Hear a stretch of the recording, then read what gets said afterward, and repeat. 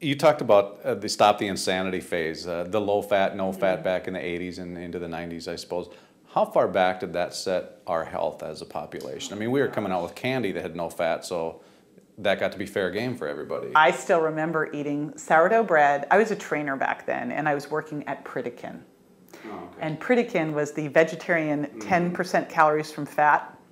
And I still remember basically living on licorice, fat-free yogurt, and sourdough bread, and lattes with skim milk, right? Because it was all fat-free, and some diet sodas thrown into the mix. Oh my gosh.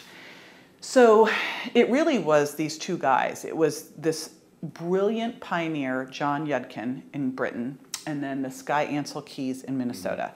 And Ansel Keys said, it's the fat causing heart disease. And Yudkin said, it's the sugar causing heart disease. And Ansel Keys totally discredited this guy. This guy died, poor John Yudkin, just discredited, like, you know, a quack, a laughing stock. And now you read his stuff and he's like the biggest genius ever. You know, he's the one that Lustig keeps referring to. He was so far ahead of his time. And we know in science that's the way it works. You're ahead of your time, so everyone's going to.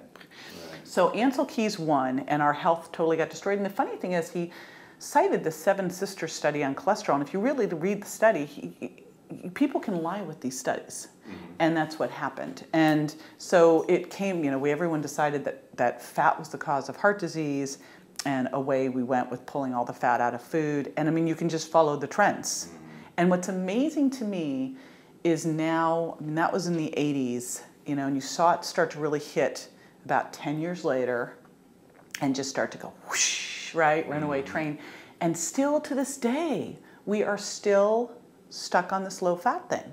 It's crazy. I mean, that's, you know, all of my friends, all of us in the field, we're all big fat eaters, and we always talk about it. So people will just, my diet's over 50% fat. It is the biggest part of my diet.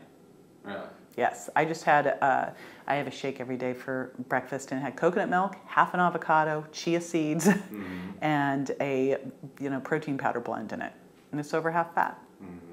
Well, I think that's one of the things that people want to know is what's good fat then. And when you think of fat, you think, oh, I can have a steak for breakfast with some bacon and, you know, that kind of. But the old Atkins diet. Different kind of fats and I'll out have there, some pork rinds with that and a Diet Coke.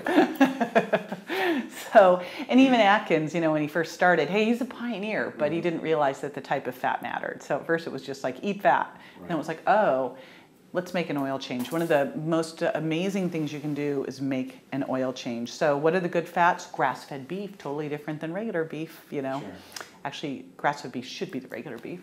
And wild fish, pastured pork, avocado, raw nuts and seeds. What I do is soak and dehydrate them or low roast them. Coconut and coconut oil, incredible. Ghee and grass-fed butter, we eat a ton of it. And I think that's, did I mention avocado, olive oil, macadamia nut oil, walnut oil? Love macadamia nut oil. Macadamia nut oil is amazing. It is the best salad dressing ever. Lemon juice, macadamia nut oil, and sea salt.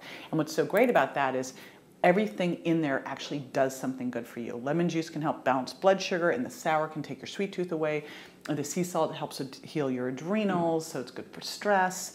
And it helps just amplify all the flavors. And the macadamia nut oil is such a good, healthy fat, monounsaturated, incredible, and like tastes amazing. So good for your heart, good for your hair, skin, and nails, satiating. So those are all of the ones. And honestly, if you eat healthy fats, for sure, you're gonna be a happier person.